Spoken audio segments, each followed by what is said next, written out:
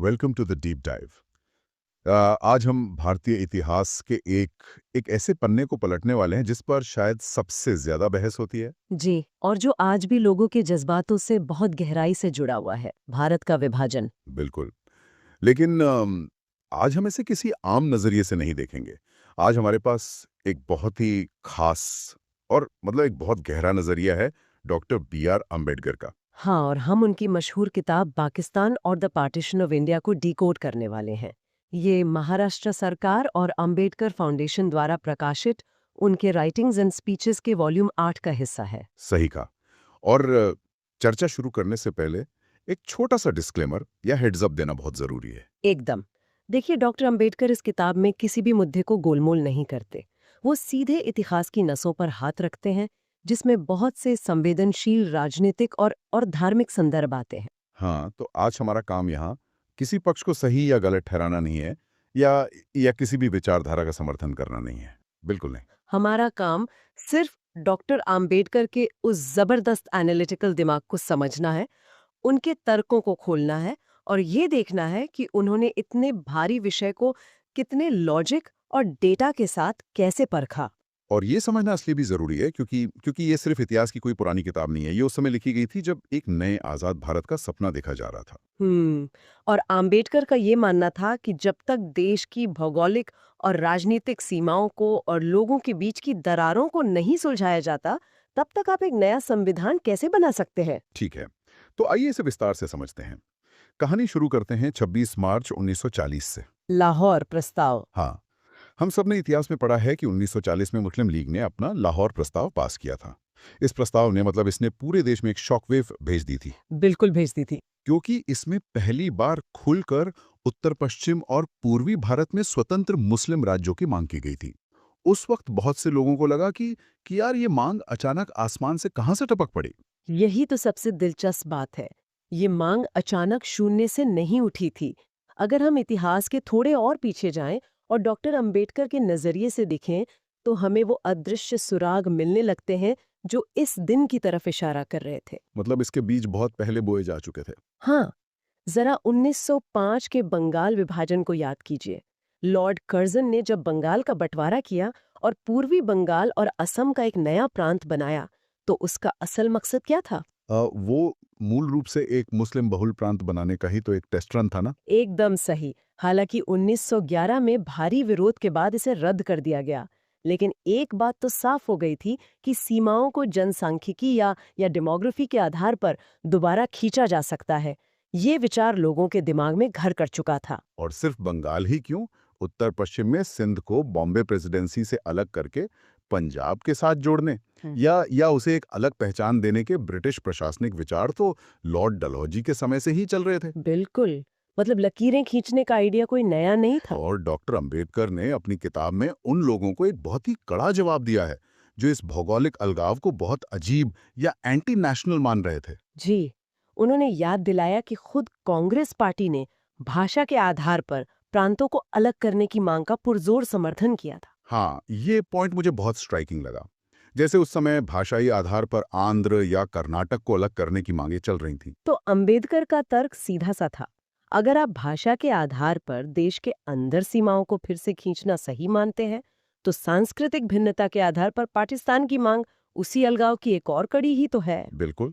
आखिरकार भाषाई भिन्नता भी तो एक तरह की सांस्कृतिक भिन्नता ही होती है। आप एक को प्रोग्रेसिव और दूसरे को विनाशकारी कैसे कह सकते हैं? एग्जैक्टली और यहीं से डॉक्टर अंबेडकर एक बहुत ही गहरे दार्शनिक सवाल की तरफ मुड़ते हैं। हम्म, वो सवाल जो उस समय हर किसी के दिमाग में था। कि क्या भारत के मुसलमान वास्तव में एक अलग राष्ट्र हैं? हाँ, क्योंकि राष्ट्र के हमारी जो आम समझ होती है, हम्म, वो क्या है? यही कि कुछ लोग एक ही नस्ल के हैं, एक ही भाषा बोलते हैं या एक ही जमीन के टुकड़े पर सदियों से रह रहे हैं। लेकिन डॉक्टर अंबेडकर ने यहाँ मशहूर फ्रांसीसी विचारक अर्नेस्ट रेनन का हवाला दिया। रेनन ने राष्ट्र की एक बहुत ही अलग परिभाषा दी थी। जी, इसको थोड़ा आसान भाषा में समझते हैं। रेनन का कहना था कि राष्ट्र सिर्फ पहाड़ों, नदियों या नस्ल से नहीं बनता। हम्म, राष्ट्र एक आध्यात्मिक सिद्धांत है, एक स्पिरिचुअल प्रिंसिपल। हम्म, इसका क्या मतलब हुआ? मतलब ये कि एक राष्ट्र उन लोगों से बनता है जो मानते हैं कि उनका एक साझा अतीत है, उनका एक साझा गौरव है। उनकी यादें एक हैं। हाँ, और यहाँ तक कि उनके दुख और उनकी हार भी एक है। वो अंदर से महसूस करते हैं कि हम एक हैं। और यहीं पर डॉक्टर अंबेडकर का विश्लेषण बहुत ही बेबाक हो जाता है। उन्होंने अर्नेस्ट रेनन की इसी कसौटी पर हिंदू और मुस्लिम समाज को परखा। बिल्कुल। और ऐतिहासिक तथ्यों के आधार पर उन्होंने कहा कि दुर्भाग्य से भारत में हिंदुओं और मुसलमानों का कोई ऐसा साझा गौरवशाली अतीत नहीं है जो उन्हें एक साथ एक राष्ट्र के रूप में बांध सके। ये एक बहुत ही एक कड़वा सच है जिसे अक्सर इग्नोर किया जाता है। अंबेडकर बहुत स्पष्ट रूप से कहते हैं कि ऐतिहासिक रूप से दोनों समुदायों का अतीत एक दूसरे के साथ संघर्षों से भरा रहा है। जी, एक का जो नायक है वो दूसरे के लिए आक्रमणकारी है। मतलब अगर एक समूह पृथ्वीराज चौहान और छत्रपति शिवाजी महाराज को अपना आइडल मानता है और उनके नाम पर गर्व महसूस करता है, तो दूसरा समूह महमूद गजनवी या औरंगजेब से प्रेरणा लेता है। अब कोई भी खुद सोच सकता है कि जब दो समुदायों का इतिहास ही उन्हें दो बिल्कुल अलग-अलग और विरोधी दिशाओं में खींचता हो, जब उनकी जीत और हार की परिभाषाएं ही एक दूसरे के खिलाफ हों, तो वो आध्यात्मिक सिद्धांत कैसे बनेगा? वो हम एक हैं वाली फीलिंग कहाँ से आएगी? बहुत सही कहा आपने। और इस अंतर को समझाने के लिए डॉक्टर अंबेडकर ने राष्ट्रीयता यानी नेशनैलिटी और राष्ट्रवाद यानी नेशनलिज्म के बीच एक बहुत ही महत्वपूर्ण फर्क किया है। इसे समझना बहुत जरूरी है। हाँ, ये फर्क बहुत क्रिटिकल है। राष्ट्रीयता का मतलब है किसी समूह के अंदर बस ये महसूस होना कि हम एक हैं, हमारा एक अपनापन है।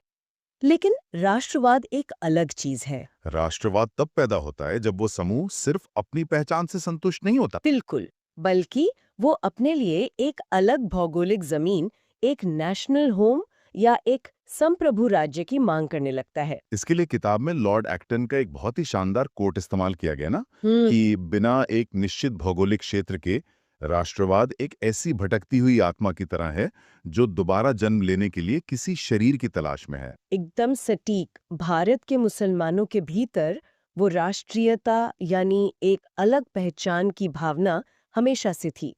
लेकिन 1940 आते आते राजनीतिक असुरक्षा और कई अन्य कारणों से वो भावना राष्ट्रवाद में बदल गई। अब उन्हें सिर्फ एक पहचान नहीं चाहिए थी, उन्हें एक भौगोलिक शरीर चाहिए था। और वो शरीर उन्हें उत्तर पश्चिम और पूर्वी भारत के मुस्लिम बहुल प्रांतों के रूप में दिखाई देने लगा। यहाँ ये विषय वाकई बहुत दिलचस्प हो जाता है। तो अब सवाल ये उठता है कि ऐसा क्या हुआ 1930 के दशक में कि भटकती हुई आत्मा अचानक इतनी उग्र हो गई? उनकी असल शिकायतें क्या थीं? जब हम देखते हैं कि 1937 के प्रांतीय चुनावों में हिंदू बहुल प्रांतों में कांग्रेस की शानदार जीत हुई और उनकी सरकारें बनी, तो ऐसा क्या हुआ कि मुस्लिम लीग का कांग्रेस से पूरी तरह मोहभंग हो गया? 100%। यहाँ राजनीति ने सबसे बड़ा रोल प्ले किया। 1937 के चुनावों के बाद की जो स्थिति थी, वो बंटवारे की नींव को मजबूत करने में एक टर्निंग पॉइंट थी। हम्म। मुसलमानों की सबसे बड़ी शिकायत ये थी कि कांग्रेस ने चुनाव जीतने के बाद कई प्रांतों में गठबंधन सरकारें या कोalition मिनिस्ट्रीज बनाने से साफ इनकार कर दिया था। थोड़ा रुकते हैं यहाँ। मतलब कांग्रेस कह रही थी कि हम जीते हैं, हम अपनी सरकार बनाएंगे। इसमें मुस्लिम लीग को क्या दिक्कत थी? लोकतंत्र में तो ऐसा ही होता है ना। दिक्कत ये थी कि कांग्रेस ने मुस्लिम लीग के नेताओं को मंत्रिमंडल में शामिल करने के लिए एक शर्त रख दी। शर्त ये थी कि मुस्लिम मंत्रियों को पहले अपनी पार्टी से इस्तीफा देना होगा और उन्हें कांग्रेस की प्रतिज्ञा पर हस्ताक्षर करने होंगे। ओहो, यानी उन्हें अपनी अलग राजनीतिक पहचान मिटाकर कांग्रेस में विलीन होना पड़ेगा। जी, मुसलमानों ने इसे बहुत गहराई से लिया। उन्हें लगा कि ये उनके स्वतंत्र राजनीतिक अस्तित्व को पूरी तरह से समाप्त करने की एक चाल है। और उन्हें यह महसूस होने लगा कि अगर ऐसा ही चलता रहा तो वो एक शासक वर्ग के अधीन सिर्फ एक शासित वर्ग या सब्जेक्ट रेस बनकर रह जाएंगे। बिल्कुल। और इस बात को समझाने के लिए डॉक्टर अंबेडकर ने थॉमस कार्लाइल की पिग फिलॉसफी का जो उदाहरण दिया है, वो मेरे हिसाब से इस किताब का सबसे माइंड ब्लोइंग हिस्सा है। हाँ, वो वाकई बहुत ही सटीक एनालॉजी है। मतलब जरा सोचिए, कार्लाइल कहता है कि अगर आप एक सुअर को एक साफ सुथरा बाड़ा दे दें और खाने को अच्छा भोजन ले दें, तो सुअर बहुत खुश रहता है। उसे कोई फर्क नहीं पड़ता कि वो खाना कौन दे रहा है या उस बाड़े का मालिक कौन है।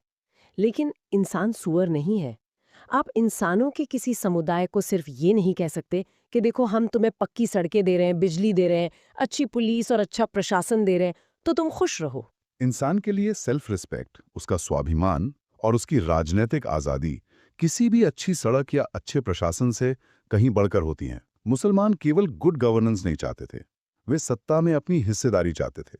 जब कांग्रेस ने शर्तें रखीं, तो उन्हें लगा कि उनका स्वाभिमान छीना जा रहा है। और ये राजनीतिक असुरक्षा कोई एक दिन की बात नहीं थी। अगर हम इसके पीछे के मनोविज्ञान को देखें तो ये गहरे ऐतिहासिक पतन की भावना से जुड़ी हुई थी। ऐतिहासिक पतन। डॉक्टर अंबेडकर ने याद दिलाया कि ब्रिटिश शासन के दौरान मुसलमानों ने अपना एक बहुत बड़ा ऐतिहासिक और सामाजिक रुतबा खोया था। जैसे मुगलों के समय की बात करें तो फारसी राजकाज की भाषा हुआ करती थी, लेकिन अंग्रेजों ने उसे हटाकर अंग्रेजी और स्थानीय भाषाओं को लागू कर दिया। बिल्कुल। और सिर्फ भाषा ही नहीं, जो इस्लामिक कानून सदियों से लागू था, उसकी जगह अंग्रेजों ने लॉर्ड मकाले की दंड संहिता यानी पीनल कोड लागू कर दी। एक पूरा सिस्टम ही बदल गया। इसके अलावा 1857 के विद्रोह के बाद ब्रिटिश नीतियों का सबसे ज्यादा कहर उच्च वर्ग के मुसलमानों पर टूटा। उन्हें बहुत भारी आर्थिक और सामाजिक नुकसान उठाना पड़ा। ये सारे ऐतिहासिक घाव उनके सामूहिक मनोविज्ञान में कहीं ना कहीं बहुत गहरे बैठे हुए थे। उन्हें लगता था कि उनका गौरव छिन गया है, और 1937 की घटनाओं ने उनके इस डर को और पक्का कर दिया कि बिना अपनी खुद की सत्ता के उनका भविष्य सुरक्षित नहीं है। तो ये तो हुआ एक पक्ष। अब जरा दूसरे पक्ष की बात करते हैं। हिंदू इस विभाजन का इतना कड़ा विरोध क्यों कर रहे थे? उनका सबसे बड़ा और भावुक तर्क यही था कि भारत हमेशा से एक रहा है और बंटवारे से अखंड भारत टूट जाएगा, हमारी पवित्र जमीन के टुकड़े हो जाएंगे। लेकिन अंबेडकर इस एकता के विचार का भी बहुत ही क्रिटिकल विश्लेषण करते हैं। वो पूछते हैं कि क्या ये एकता वाकई में वैसी ही थी जैसी हम उसे मान बैठे थे? हाँ, और यहाँ डॉक्टर अंबेडकर इतिहास के पन्नों को एक बहुत ही ऑब्जेक्टिव नजरिए से पलटते हैं। वो कहते हैं कि अगर 7वीं सदी में चीनी यात्री हुएन सांग के यात्रा वृत्तांत पढ़ें तो एक अलग ही तस्वीर दिखती है। जी, आप पाएंगे कि उस समय उत्तर पश्चिम भारत, जिसमें आज का पूरा पाकिस्तान और अफगानिस्तान का एक बड़ा हिस्सा शामिल था, वो पूरी तरह से भारत की मुख्य भूमि और आर्यवर्त की सांस्कृतिक परिधि का ही हिस्सा था। वहाँ बौद्ध और हिंदू संस्कृति का पूरा प्रभाव था। लेकिन उसके बाद के 762 वर्षों में जो कुछ हुआ, उसने उस पूरे क्षेत्र की डेमोग्राफी और संस्कृति को पूरी तरह से बदल कर रख दिया। और यहाँ पे ये समझना बहुत जरूरी है कि डॉक्टर अंबेडकर हवा में बात नहीं कर रहे हैं। उन्होंने अपनी बात साबित करने के लिए विदेशी इतिहासकारों के ठोस आंकड़ों और रिकॉर्ड्स का हवाला दिया है। डॉक्टर टाइटस और लेन पूल जैसे इतिहासकारों का। बिल्कुल। इन 762 वर्षों में उत्तर पश्चिम से लगातार और अनगिनत आक्रमण हुए। महमूद गजनवी, मोहम्मद गौरी, तैमूर, बाबर, नादिर शाह से लेकर अहमद शाह अब्दाली तक। अब अंबेडकर इन विदेशी इतिहासकारों को कोट क्यों कर रहे हैं? ताकि बात बिल्कुल निष्पक्ष रहे। हाँ, वो ये नहीं कह रहे हैं कि देखो हमारे साथ कितना बुरा हुआ। वो इन इतिहासकारों के जरिए ये साबित कर रहे हैं कि ये आक्रमण सिर्फ राजाओं को हराने या खजाना लूटने के लिए नहीं थे। इन आक्रमणों ने उस पूरे क्षेत्र में एक बहुत बड़ा सांस्कृतिक और जनसांख्यिकीय बदलाव ला दिया। सही कहा। मंदिरों का तोड़ा जाना, जजिया कर का लगाया जाना, लोगों का धर्म परिवर्तन, इन सब ऐतिहासिक घटनाओं का जिक्र डॉक्टर आम्बेडकर इसलिए करते हैं ताकि वो दिखा सकें कि सदियों तक चले इस लगातार बदलाव ने उत्तर पश्चिम भारत की मूल संस्कृति पर एक नई संस्कृति की इतनी गहरी परत चढ़ा दी थी कि वो क्षेत्र आध्यात्मिक, सामाजिक और सांस्कृतिक रूप से भारत के बाकी हिस्सों से बिल्कुल अलग-थलग पड़ चुका था। इस पूरी सिचुएशन को समझाने के लिए किताब में अल्सैस लॉरेन का एक बहुत ही शानदार उदाहरण दिया गया है। हाँ, ये उदाहरण बहुत सटीक बैठता है। जिन्हें यूरोपियन इतिहास का ज्यादा आइडिया नहीं है, उनके लिए मैं इसे थोड़ा सिंपल कर देता हूँ। अल्सैस लॉरेन फ्रांस और जर्मनी के बॉर्डर पर स्थित एक जमीन का टुकड़ा है। सदियों तक ये टुकड़ा कभी फ्रांस के कब्जे में जाता, कभी जर्मनी के कब्जे में। बार बार हाथ बदलने और दोनों तरफ की संस्कृतियों का प्रभाव पड़ने की वजह से वहां के लोगों की अपनी एक अलग ही हाइब्रिड पहचान बन गई। वो ना पूरी तरह फ्रेंच रहे, ना पूरी तरह जर्मन। और यही बात भारत के उत्तर पश्चिम हिस्से पर लागू होती है।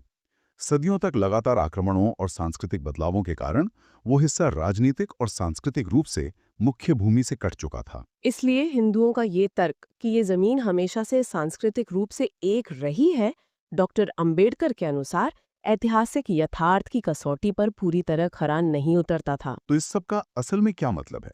अखंड भारत की भावनाओं से अलग एक बहुत ही प्रैक्टिकल और जमीनी डर भी था जिसने सबको परेशान कर रखा था। और वो डर था देश की सुरक्षा और पैसे का। बहुत से लोगों का ये मानना था कि अगर पाकिस्तान अलग हो गया तो जो बचा हुआ हिंदुस्तान है वो मिलिट्री और इकोनॉमी के मामले में बिल्कुल कमजोर हो जाएगा, कंगाल हो जाएगा।